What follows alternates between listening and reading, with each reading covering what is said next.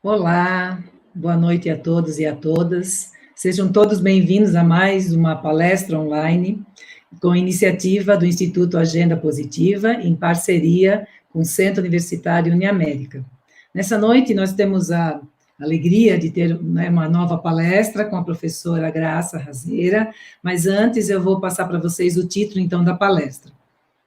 Hipereficaz, como lidar com hiperatividade e déficit de atenção.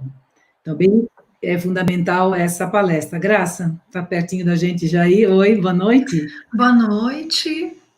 Quero agradecer o convite, doutora Juliane Fischer. É com muita honra que eu vou tentar aqui, em poucos minutos, resumir 30 anos de estudos com TDAH. Oh, bacana, nós estamos aguardando com bastante entusiasmo, o pessoal já está nos comentários há mais de uma hora te esperando, então, assim, bem bacana Nossa, essa troca. responsabilidade. Sim, é uma honra, tá, Graça? Eu vou te apresentar. A professora Graça é psicóloga formada pela Universidade Federal do Rio de Janeiro, e ela escreveu um livro, e esse livro ele vai ser a base, a história da vida dela, hoje à noite, para conversar com vocês. O livro é intitulado Hiperatividade Eficaz, uma escolha consciente. Então, essa noite nós vamos estar passando por, né, por sua história e pela sua produção do livro também. E, nessa pandemia, a Graça tem auxiliado muitas pessoas, com a sua, né, auxiliando na resiliência desse sofrimento todo aí na pandemia, né, Graça? Então, vamos ver o que nós vamos fazer hoje. E eu queria lembrar todos que estão nos acompanhando já há algum tempo, que no final da palestra, nós vamos disponibilizar o link do certificado digital online. Então, aguardem, né? Logo, logo, vocês terão também o link para poder acessar o certificado dessa palestra que vai nos abrilhantar hoje à noite. Graça, obrigada. E daqui a pouco eu volto para conversar com você, para a gente ir trocando algumas coisas que o pessoal vai estar questionando, colocando, e que acho que é bem importante nesse momento, essa troca. Obrigada. Com certeza. Boa palestra. Eu que agradeço. É com muita honra que eu venho aqui oferecer meu conhecimento. Eu comecei esse tema, o estudo da hiperatividade, em 1991, de uma maneira muito despretensiosa, e foi um grande choque, porque eu tinha 19 anos na época, e eu não tinha a menor noção de saúde. E essa trajetória, por isso também que eu optei por psicologia, porque se eu não seguisse em psicologia para me curar, como que eu poderia ser outra coisa?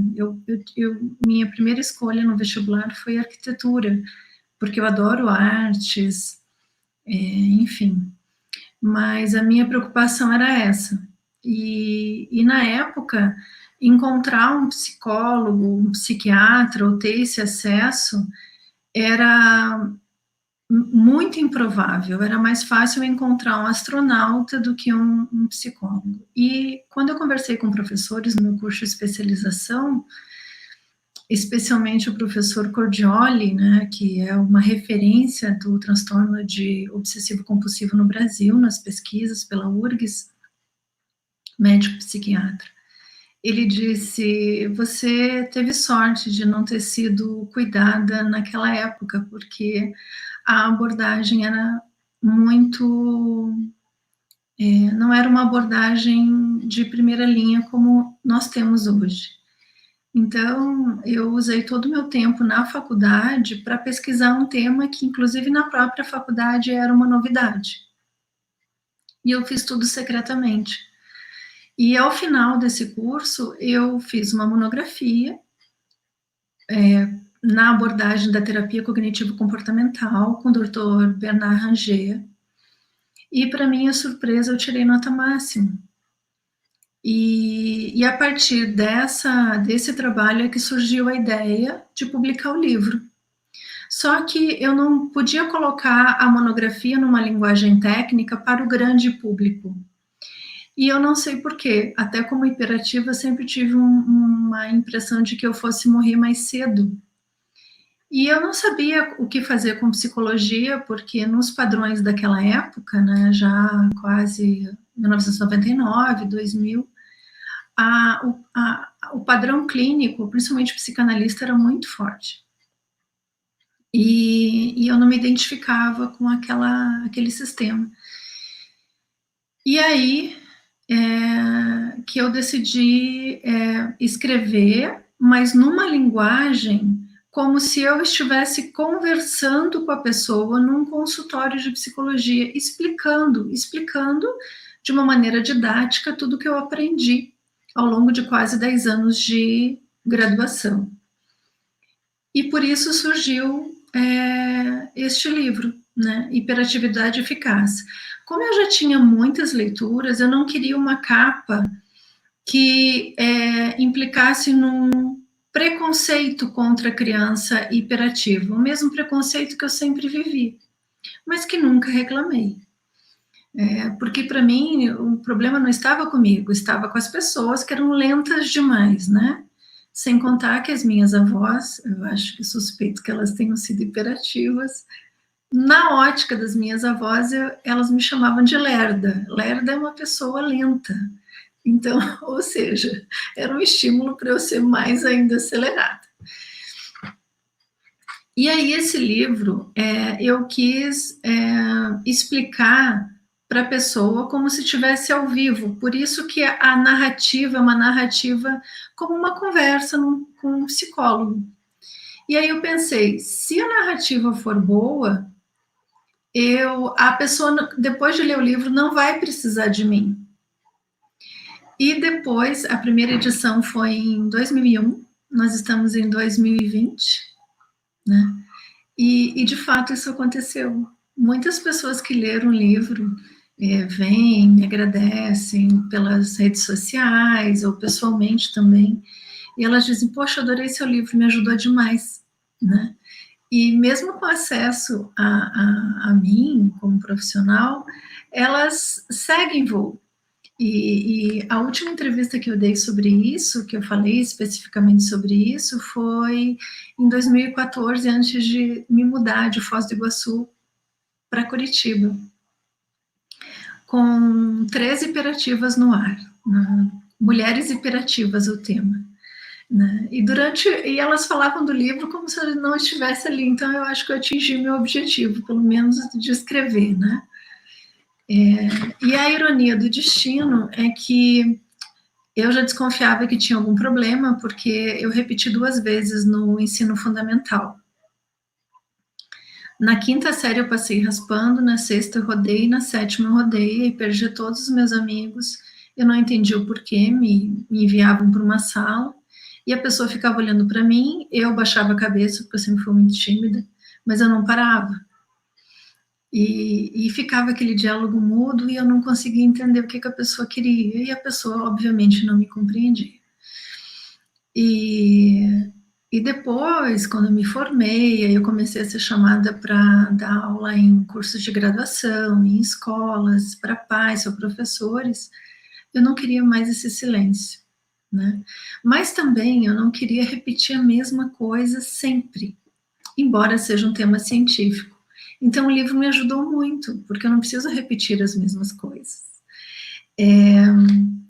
Esse livro, eu sou uma escritora voluntária, eu não ganho 1 centavo com esse livro, eu doei os direitos patrimoniais para uma instituição muito séria de utilidade pública. Inclusive, essa instituição ganhou até prêmio de utilidade pública. Então, a minha visão aqui, nada contra quem faz comércio, nada contra. Mas eu optei por ser isenta. É uma questão de escolha pessoal. Bom, vamos ao primeiro slide. A gente chama slide ou primeira exposição. Bom, eu quero agradecer a doutora Adriana Chalita, psiquiatra e professora da Uniamérica, porque ela me ajudou muito na revisão do livro. Eu tenho muita facilidade de colocar a ideia no papel, mas eu morro na hora da revisão. Como todo bom hiperativo, a gente morre nos detalhes. E ela foi muito paciente comigo e me ajudou demais a estruturar, né, pelo menos bem a parte técnica da psiquiatria. E eu agradeço também a doutora Sigrid Wolfhard, psiquiatra em Foz do Iguaçu, porque durante os 14 anos que eu trabalhei como profissional, maior parte em escolas, universidades, cursos de pós-graduação, mas na área de educação, que eu ia seguir a carreira acadêmica, ela me deu muito suporte com os pais e principalmente com as crianças na avaliação.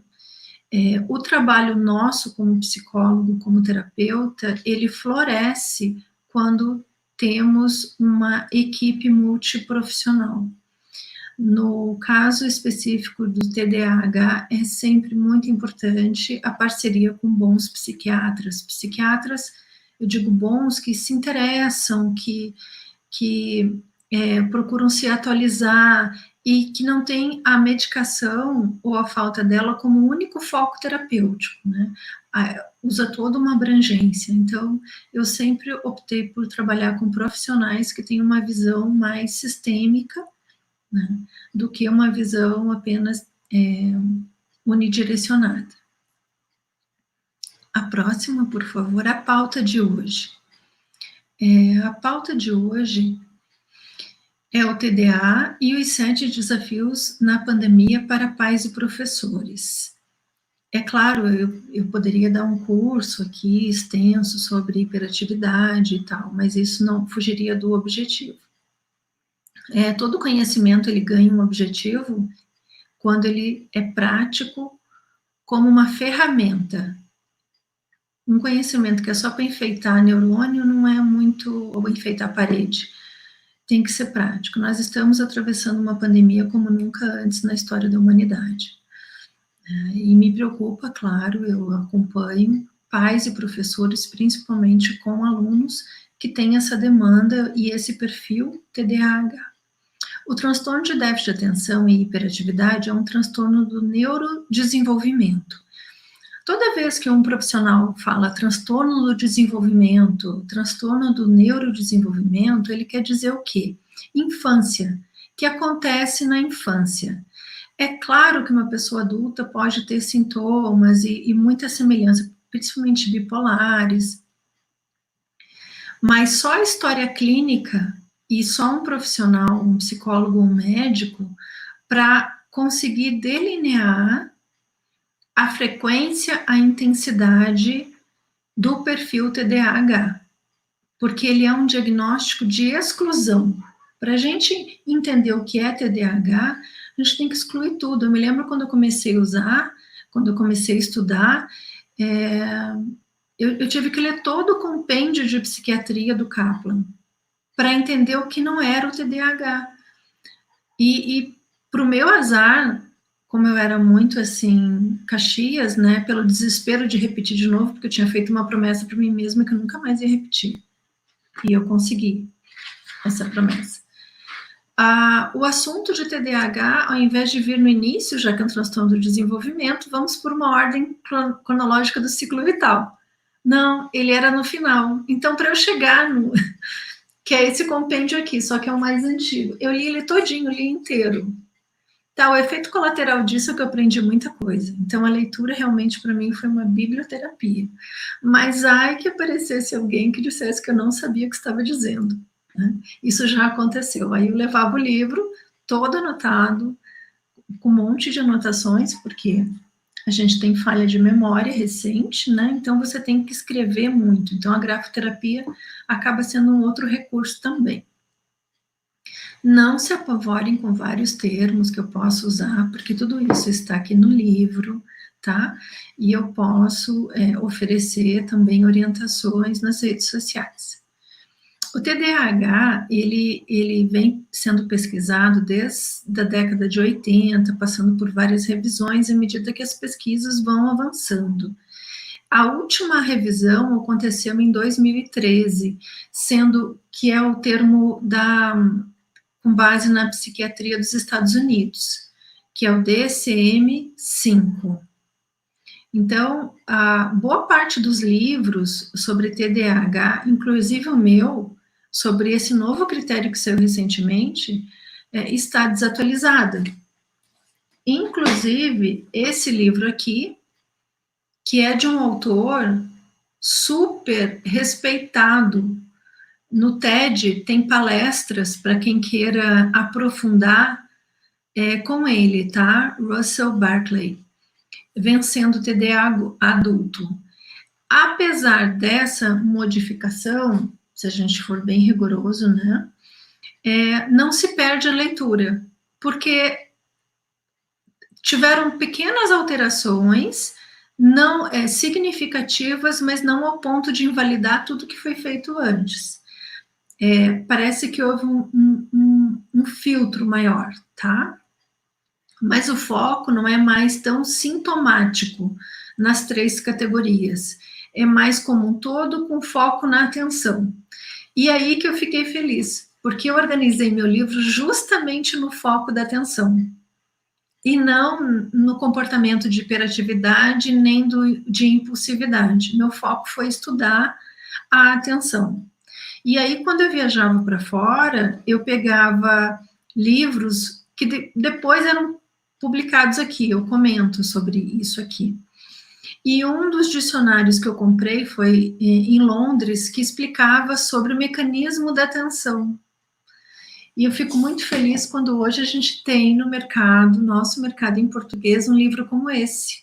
Isso aqui é uma preciosidade, vale a pena investir. Então, quer estudar o TDAH, tem que passar pela atenção, tá? É o sintoma preferido, de primeira linha, de foco maior. No início que eu comecei a estudar, eu fiquei apavorada, porque inclusive a capa dos livros eram crianças amarradas na cadeira, como se isso fosse engraçado, né? Agora nós estamos aí um trimestre nessa pandemia, e a gente vê o quanto que ficar dentro de casa, com atividades que se repetem, acaba sendo quase que um depressor. Muitas crianças fazem bagunças na sala de aula porque elas não suportam o tédio e a monotonia. A gente vai falar um pouquinho sobre isso, tá? Mas no DCM-5 tá tudo explicadinho sobre os 5 critérios e como que se analisam os 18 sintomas de acordo com a frequência. Não basta ter um sintoma, porque desatento, impulsivo e hiperativo todo mundo é. Mas o que vai diferenciar é a frequência e a intensidade do conjunto de sintomas. Por isso que precisa uma entrevista, uma anamnese clínica de um profissional da saúde mental, médico e psicólogo. Bom, o que esse profissional de saúde mental vai delinear? O prejuízo funcional. Então, são prejuízos evidentes em pelo menos mais de um ambiente onde a criança viva e habite e se desenvolva. Então, eu já atendi crianças que eram hiperativas somente na escola. Em casa, não. Elas tinham uma rotina, elas tinham um foco na atenção. Então, isso não é um critério. Tem que ser pelo menos mais de um ambiente, porque é um padrão de comportamento que se repete. O próximo, por favor. Oi, Graça. Oi. Posso conversar um pouco com você? Uhum. Ok. Tem vários comentários, já agradecendo as suas dicas, mães também pedindo as dicas, né, esclarecendo, e você está fazendo isso agora, nesse momento. Uhum. Muito interessante também, porque nós temos vários estados, São Paulo, Rio de Janeiro, Bahia, Ceará, Minas Gerais, Rio Grande do Sul, Santa Catarina. Poxa, que bom! E quando você colocou sobre amarrar a criança na cadeira, eu posso te contar uma experiência que eu tive como pedagoga. É uma honra, com certeza, com toda a sua experiência. Pois é. Ensino fundamental, 9 anos, então veio o diagnóstico na época, né, hiperativo, e ele não conseguia ficar sentado na cadeira, e todo mundo dizendo, você tem que amarrá-lo na cadeira, na carteira, dá um jeito. Ele ficou um ano, né, o ano letivo inteiro, andando pela sala, e quando ele dava a volta dele, ele chegava na carteira dele e fazia atividade. E aí ele disse, posso ir lá nos meus amigos? E se você for contribuir com seus amigos, não tem problema nenhum. Então, foi tudo combinado com a turma. Ele não sentou quase o ano inteiro, mas fez todas as atividades, muito inteligente, e contribuiu com os colegas. E quando ele via que ele estava se excedendo, ele olhava para mim, opa, agora eu já... Então, assim, esse combinado com o professor é muito importante. Com licença. Aqui, deu um mau jeito. Né, a minha bateria pode... O combinado, exatamente. Então, eu queria que você falasse um pouco sobre isso, e você já está falando uma pergunta que uma mãe colocou aqui sobre a filha de 12 anos, mas tem várias pessoas perguntando, então você já está fazendo esse espaço. Mas eu me lembrei, quando você falou de amarrar na cadeira, né? Não precisou, ele passou, inteligente, então, assim, reprovação também é uma grande questão. Graça, então não, e eu vivia assim, eu recebia giz na cabeça, reguada. Eu não sei como que eu não passei a detestar a escola, mas claro que foram episódios, porque como eu não entendia, eu não processava. Né? Meu pai é hiperativo, eu hiperativo, então aquilo fazia parte do meu mundo, né? Porque tudo se mexe, é o vento, é o bicho, é a galinha, é o cachorro que sai correndo. Aí, de repente, vocês entram numa sala, você tem que ficar parado. E aí tem momentos que você vai, né? Teve uma turma também que eu entrei, muito obrigada pelo seu exemplo, tá? Porque é angustiante para uma criança se imaginar presa. Se para as pessoas que não têm TDAH ficar o dia inteiro dentro de casa, 3 meses, sem academia, é difícil, imagina para uma pessoa que tem uma necessidade de movimento o tempo todo. O que eu sinto mais falta, o que eu estou sofrendo mais nessa pandemia é justamente a privação da academia. Porque por mais que a gente faça em casa, por mais que a gente faça em outros lugares, não é um ambiente tão otimizado, né? Até porque a gente achava que ia ficar 15 dias e não 100 dias, né? Mas vamos lá. Teve uma turma que eu entrei e disseram assim, porque nas escolas que eu trabalhei, né? Eu trabalhava em 9 escolas, era um público de 5 mil crianças, foi um trabalho excelente, que eu amei fazer. E aí as crianças hiperativas e com problemas de agressividade vinham todas para a minha sala. E numa dessas, uma professora pediu socorro. Graça, vem aqui para minha sala buscar o menino. Você vai saber quem é, não preciso nem te dizer quem é.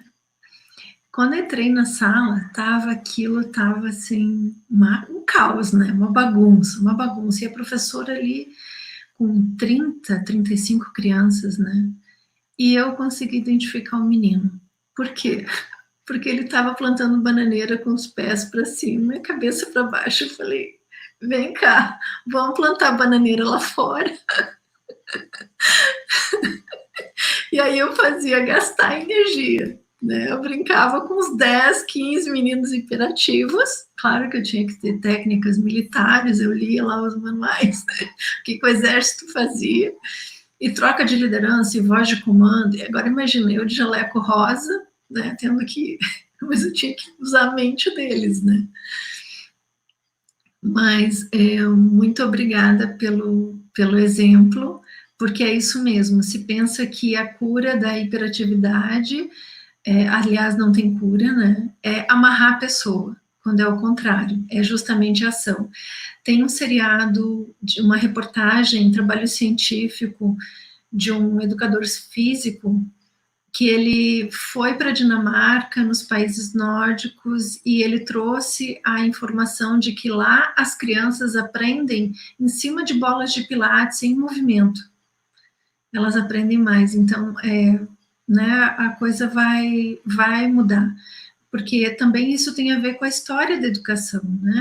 A educação, ela, até chegar no grande público, ela demorou muito tempo, quando ampliou para um público maior de pessoas que não eram os nobres, nem pessoas do clero, que eram mais comedidos, né? Então, quando ampliou, realmente a coisa ficou mais complexa. Não temos a teoria do bom selvagem, né, de Rousseau, realmente ficou bem para trás. Bem, sobre isso, um público de 30, 35 crianças tem 5 a 8% de crianças com TDAH. Não sei se dá para... De jovens, 5%. Adultos, estima-se que 2,5% tem um TDAH residual, tá? E dessas crianças, desse percentual que é de 5 a 8%, estima-se que 60% continue com a hiperatividade, só que de um novo jeito, não mais a impulsividade, a hiperatividade que é tão presente na infância, mas a desatenção continua. Então, por isso que nesse novo DCM-5, o foco não é classificar em categorias fixas de subtipos da hiperatividade.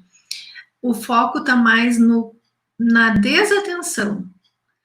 O quanto que eu posso fazer essa atenção se fixar por 5 minutos, depois 7 minutos, 10 minutos. Quanto tempo que uma pessoa é capaz de sustentar a atenção?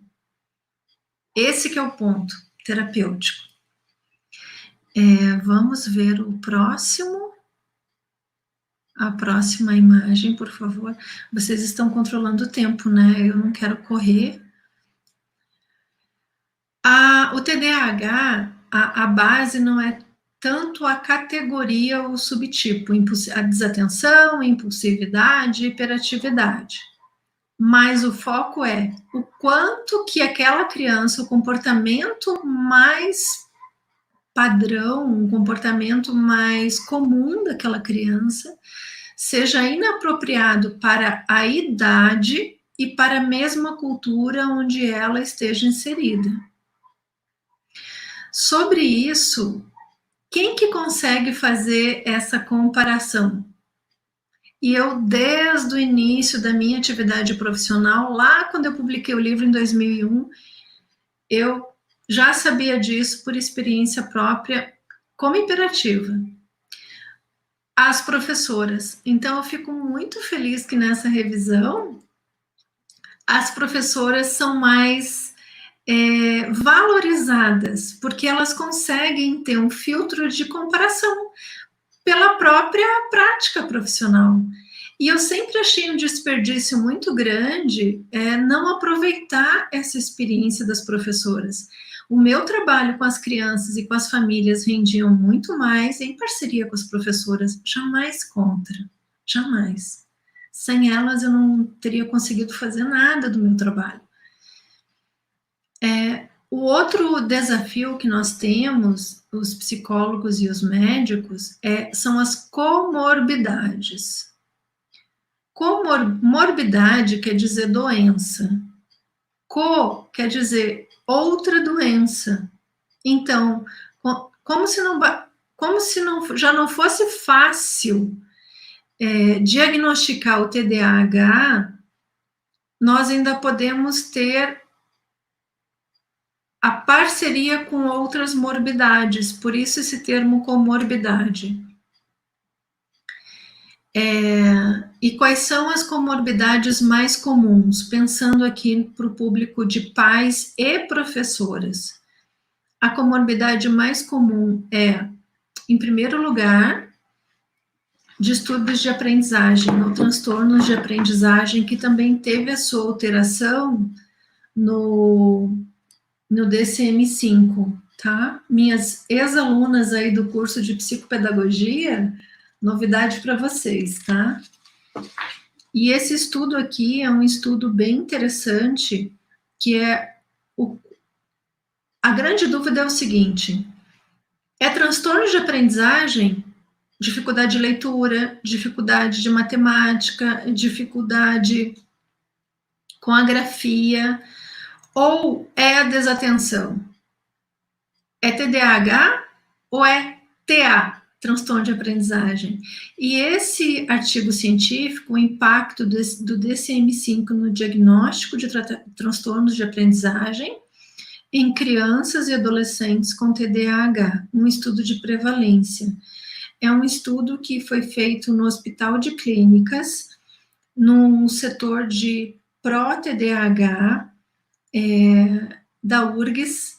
Eu conheço porque, na época, eu tinha passado para o FRJ e eu repeti, eu não conseguia entrar na URGS, então eu fui para o Rio. E eu falei, poxa, mas agora eu tenho um departamento lá e aqui não tem, mas agora eu já estou aqui, né? Eu não vou conseguir fazer outro vestibular. Mas acabou que deu tudo certo. E esse estudo, graças aos livros que eles publicam, eu pude ir me atualizando, né? E, inclusive, tem um grande estudioso, que é o Rodi, que é um dos livros que eu li também. E ele faz parte da bibliografia desse artigo. Esse artigo, ele pesquisou, gente, mais de 270 alunos, 270 crianças e adolescentes com diagnóstico de TDAH. Então, é um estudo super, super interessante e mostrou que desse público de 270 crianças e adolescentes, 46,7% apresentam distúrbios de aprendizagem. Isso é muita coisa, gente, não é fácil, tá? Então, aqui está o artigo, é um artigo que eu escolhi para as professoras, que está lá no meu Facebook, que vocês podem baixar e estudar gratuitamente, é um artigo científico, tá bom? E mães também que queiram, né? É muito importante as considerações finais aqui, que embora eles tenham encontrado uma alta prevalência comórbida entre TA, transtorno de aprendizagem, e TDAH, né, nessa população de 270 crianças e adolescentes, não significa que na prática não clínica, ou seja, numa sala de aula, toda criança que tenha o diagnóstico de TDAH tenha também transtorno de aprendizagem. E vice-versa. Então, isso é importante, tá? Eu já vi casos de criança que tem só o transtorno de aprendizagem e vi crianças que têm só o transtorno de déficit de atenção, com ou sem hiperatividade. E já vi crianças que têm as duas coisas. E aí é mais complexo. Quando você agora completou essa ideia, é isso mesmo, com a minha experiência também é assim, Graça. Ai, que interessante. E às vezes o hiperativo, ele, por não parar naquele momento, ele perde a informação. Isso não significa que não seja capaz de aprender, isso não significa que tenha algum déficit cognitivo, mas naquele momento ele perdeu a informação, e aí acaba, às vezes, respondendo alguma coisa que você perguntou diferentemente. Né? Então, eu tenho aqui uma pergunta para você também, Graça, mas assim, ó, eles pediram para saber como é que consegue o seu livro.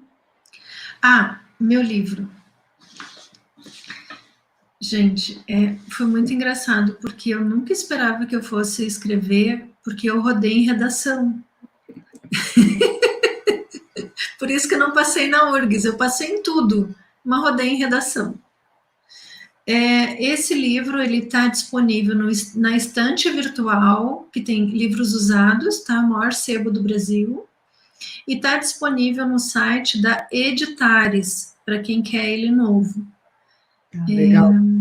E é interessante porque quando a gente vê que o livro da gente, até no Mercado Livre estão vendendo, quando a gente vê que as pessoas estão alimentando o mercado de livros usados, aí a gente vê, poxa, acho que eu consegui contribuir um pouquinho, né? Isso é muito bom. Já posso morrer, que eu já escrevi um livro. Já plantou uma árvore, né? Já plantei uma árvore. Então tá bom. Eu vou te passar a pergunta agora. Ela, sim, várias perguntas nessa linha. Você abordou já muitas coisas, mas talvez para fechar a ideia dessa pergunta aqui, tá? Vou te passar aí a pergunta. Da Jaqueline, Graça, os professores na escola fazem justamente o contrário, que a gente estava conversando antes sobre ficar preso, amarrado na cadeira, né? Querem manter a criança sentada. Na educação pública, que técnicas ou atividades você poderia comentar que fosse adequada? Então, você já colocou algumas. Então, ela está pedindo para você, talvez, estar retomando ou deixando algumas dicas, que cada pessoa é diferente uma da outra. Tinha um truque que uma professora, que se chamava Maria, em Campo Largo, e ela era professora de filosofia. A primeira vez que eu ouvi filosofia, a palavra foi com ela. Eu sempre fiquei curiosa. E eu perguntava para todo mundo que era filosofia, ninguém sabia me dizer. E eu morria de medo dela, e de medo dos adultos, né? Porque eu era muito tímida, então eu também nunca perguntava. E ela sempre me colocava para eu ir buscar o giz, buscar água, buscar isso, buscar... Mas vai correndo, hein? Vai e volta logo. Né? E hoje está provado, inclusive nesse livro aqui, um dos autores se assume como hiperativo, que é o John Hattie.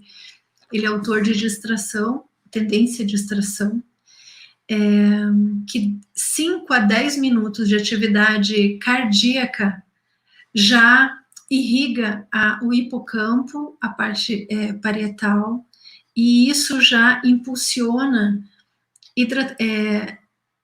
microproteínas que vão para o lobo frontal. Por isso que quando a gente se mexe, melhora a concentração. Por isso que quando a gente escreve, melhora a memorização. E a falha da criança hiperativa, TDAH, é a memória recente, porque ela está explorando tudo em volta dela. Então a atenção não é uma atenção focada, é uma atenção super dividida. Mas quando ela descobre que algo é do interesse dela, aí ela se fecha e entra no hiperfoco. Por isso que muitos pais e professores dizem assim, mas não me ouve, eu falo e não me ouve. E não adianta gritar, porque quanto mais grita, mais a criança corre. Então, a conversa ela tem que ser como o Vygotsky na zona de desenvolvimento proximal, não é, doutora Juliane, da sua palestra? Que é um espaço de 20 centímetros. Então, a criança, ela melhora a irrigação cerebral quando há uma proximidade. E as mãos, você tem que falar olhando no olho. Agora, repete o que eu falei. Geralmente, as avós de muitos filhos têm mais experiência e paciência. Porque você se relacionar com uma criança que fica pulando,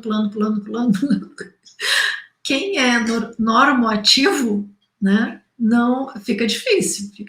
Eu tô aqui um pouco inquieta, gente, que são 3 meses sem academia, mas tudo bem, vamos lá. Não sei se eu respondi, aqui eu tô vendo que a gente tem 5 minutos, né, então vamos agora para os pais.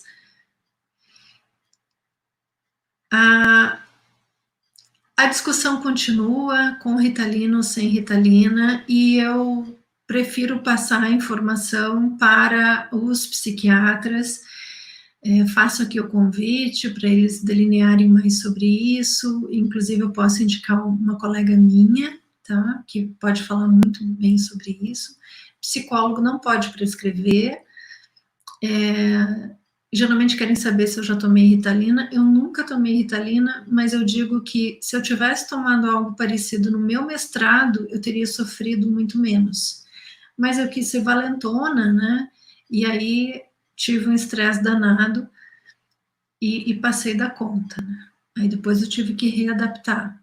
Então, existe a medicação, vai depender do perfil da pessoa. Como primeira opção, tem que ser um estudo conjunto sempre. Dar um remédio que aumenta a tensão para uma criança que vive num ambiente super violento e hostil, como eu já acompanhei, ela prestar mais ainda atenção no que não está bom, né? Então, tudo tem que ver o caso e o contexto da criança. E também dar medicação e não ter interação é um problema também, né? Então tem que ver onde que essa criança está inserida. A próxima, que eu estou vendo que a gente está correndo aqui, aí terapia cognitivo-comportamental é a primeira opção, sempre, tá, gente? Isso de acordo com pesquisas e várias coisas que eu tenho, e se não fosse a terapia cognitivo-comportamental, eu não estaria aqui, nem teria escrito livro, nem teria feito muita coisa da minha vida, porque realmente ela te dá uma estrutura que é o alicerce, a minha ferramenta. E eu agradeço o Bernard Ranger, professor Bernard Ranger, por ter conhecido a terapia cognitivo-comportamental com ele, sem dúvida nenhuma. Como transformar, essa foi a minha pergunta, né? Como transformar o TDAH em força, ao invés de apenas ser um portador vitalício de uma doença mental incurável? Não tem cura, gente. É como cor de cabelo, a gente pinta, né? Eu sou morena escura, tô clareando, que vai crescendo os branquinhos, né? Mas eu sou, quer dizer, ou você se aceita ou não, né? A gente só tem que escolher. Por isso que é uma questão de uma escolha consciente. A gente pode ir para o próximo slide, que eu já emendo. Aqui é um resumo da minha trajetória de 1991 até 2012 e até a data de hoje, né? A primeira é importante fazer uma boa avaliação médica, psicológica. Tem outros profissionais também, como psicopedagogos, tem gente, especializações da pedagogia que dão esse suporte também. Aqui a gente está falando de uma maneira geral, né?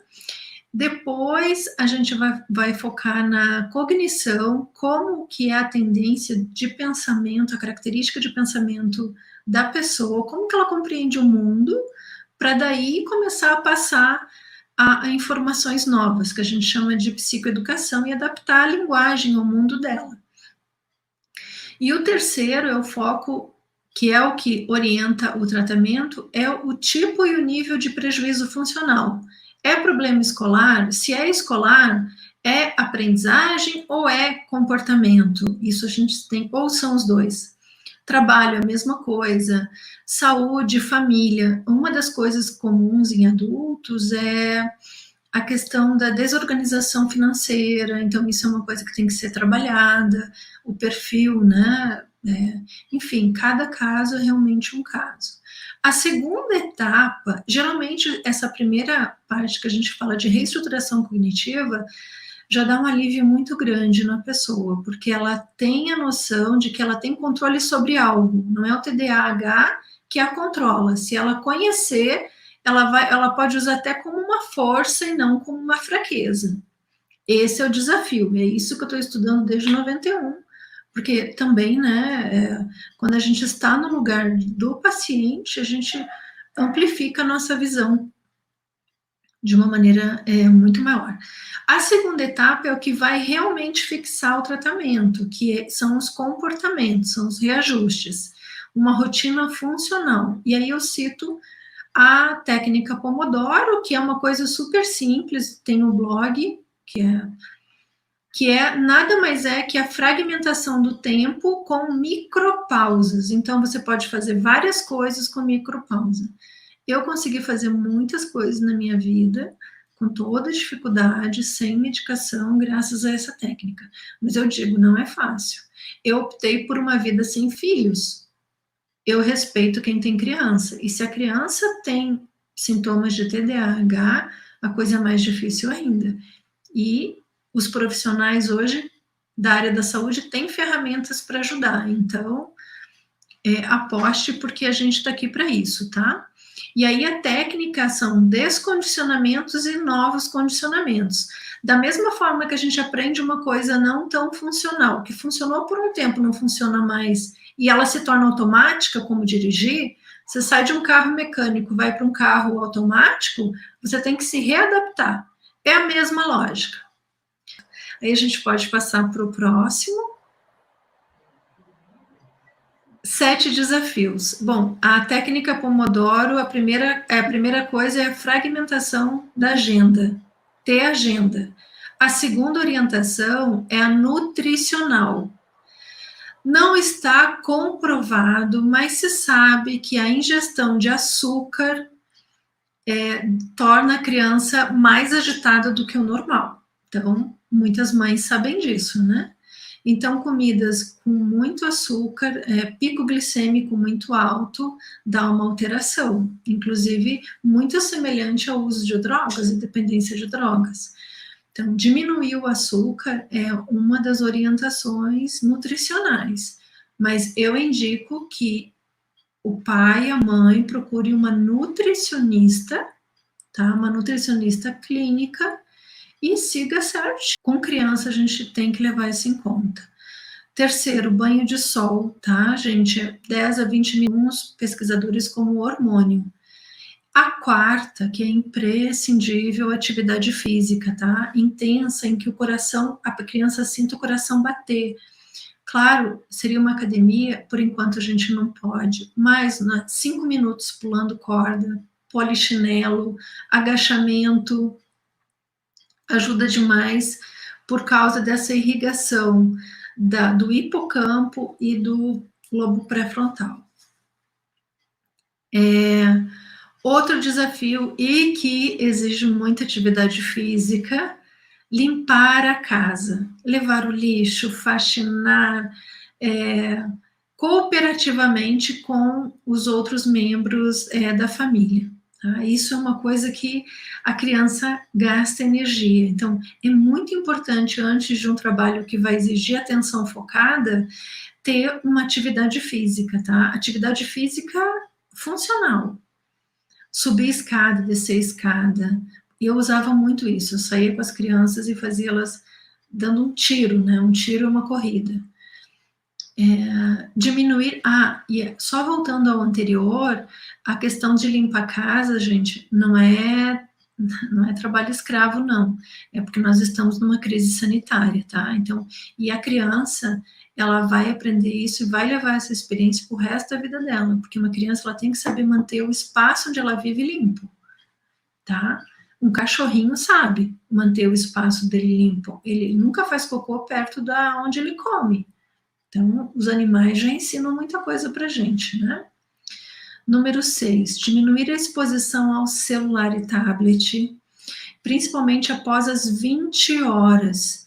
A melatonina, que é o hormônio do sono, que induz o cérebro também a ondas alfa, e o GH, que é o hormônio do crescimento. Então, quando a gente está falando de criança, está falando de meninos, o TDAH afeta mais meninos do que menina.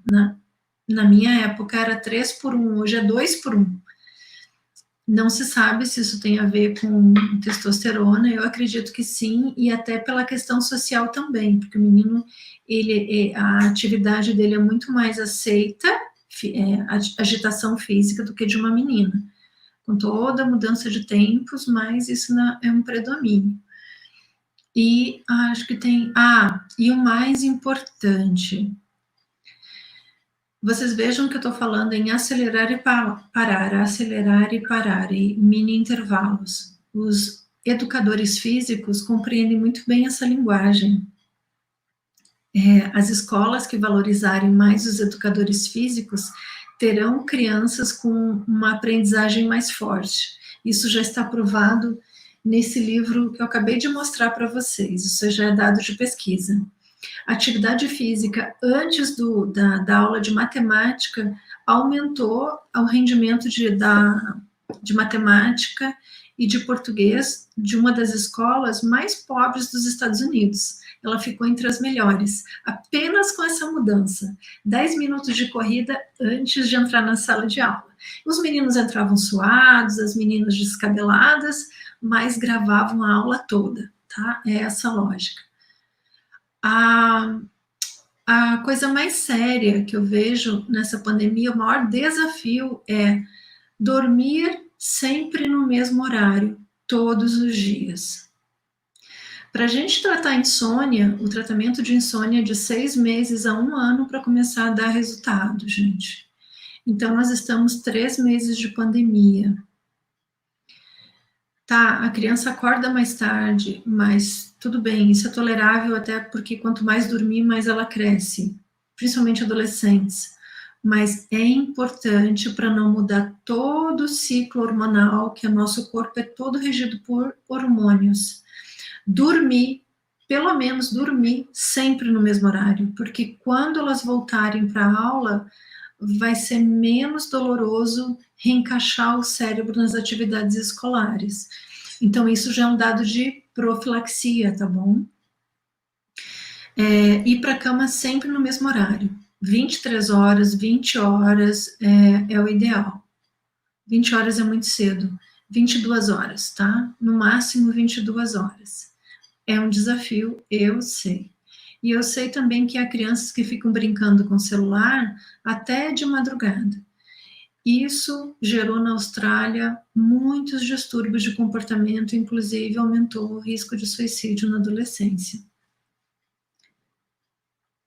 Eu sei que é doloroso falar isso, mas a gente precisa falar, tá? Não é só um celular, não é só uma criança.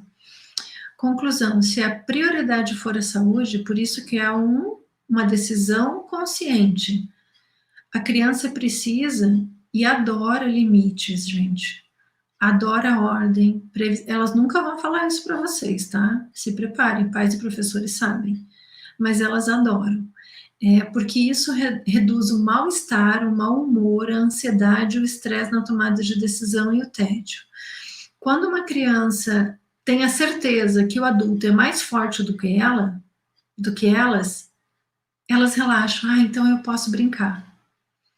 Especialmente o TDAH, as crianças têm uma vocação alfa, elas são meio mandonas.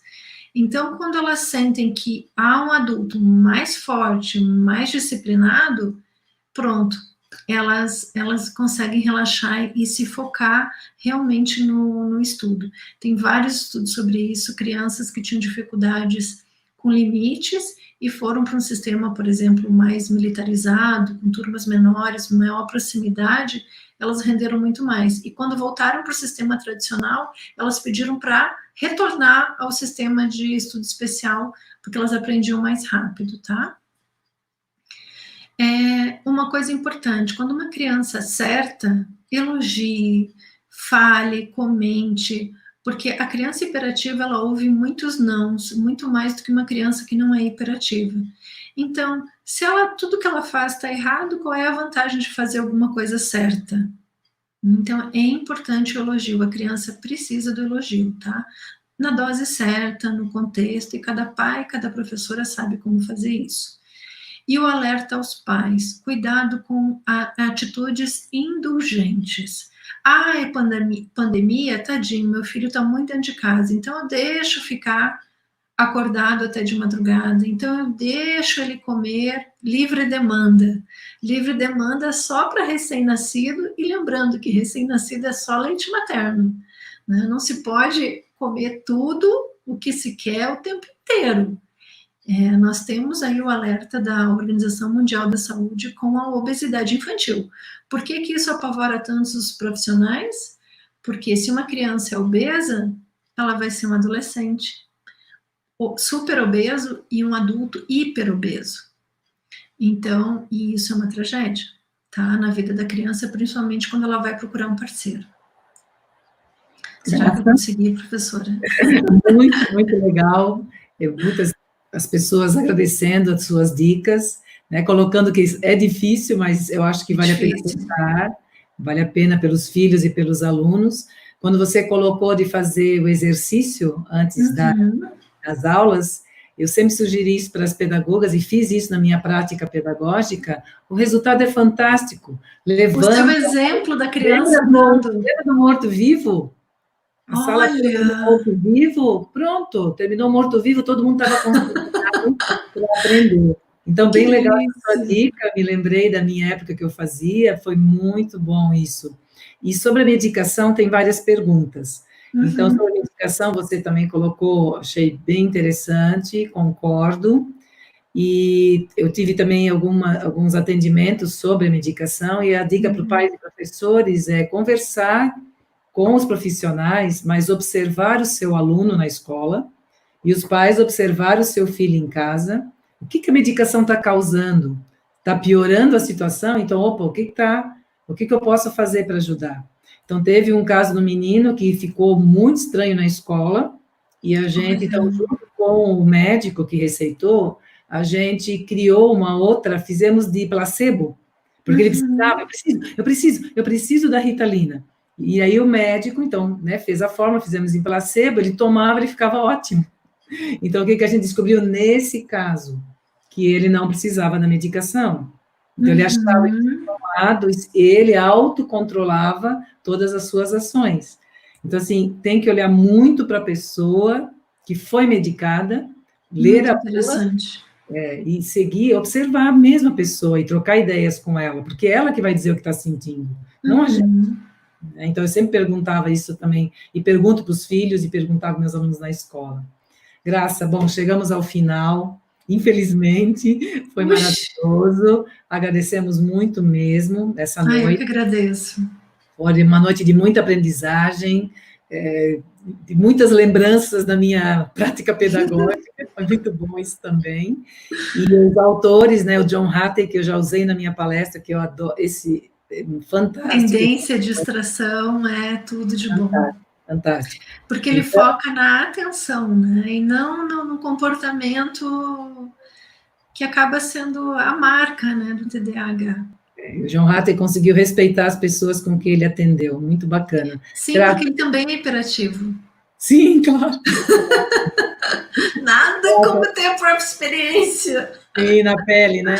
Graça, queres deixar mais alguma palavra, alguma coisa para a gente aqui agora? Meu agradecimento a você, meu agradecimento ao professor Malcolm, a toda a equipe que tornou essa experiência possível, né? A Tamara, o professor Álvaro Alvarez, muito obrigada pela oportunidade, me coloco à disposição aí para mais esclarecimentos, né? Sabendo que no meu livro tem tudo, assim, e outras fontes também, né? O básico, para entender o bastidor do TDAH, não apenas do meu caso, que é só um dos casos, um dos 100 que eu estudei, né? Mas entender de uma maneira mais ampla também, eu acho que humaniza. Ajuda muito os pais e os professores, isso eu tenho experiência. Legal, Graça, obrigada mais uma vez. Obrigada a você. Ao pessoal que no final dessa palestra será disponibilizado o link em que vocês podem acessar para imprimir, né, para emitir o certificado digital online. Então, vejam na descrição, está aqui logo abaixo, então olhem, lá está o link, ok, pessoal? E agora quero apresentar para vocês, nós temos mais palestras, são várias palestras, toda terça e toda quinta às 20 horas. A gente gostaria que vocês estivessem conosco nas próximas. Queremos agradecer às anteriores, que vocês estiveram conosco também, a de hoje, pela presença de todos, foi muito interessante saber, ler os comentários, agradeço todos eles. E a próxima palestra de terça-feira, de quinta-feira agora, nessa semana mesmo, né? Dia 9 de julho, às 20 horas, com a professora Raíza Brustolin, e o tema é Educação Mediada pela Tecnologia. Como utilizar recursos digitais a favor da aprendizagem. Então, mais um tema, né, levando em consideração a aprendizagem na família e na escola. Agradeço a presença de todos aqui hoje. Até quinta-feira.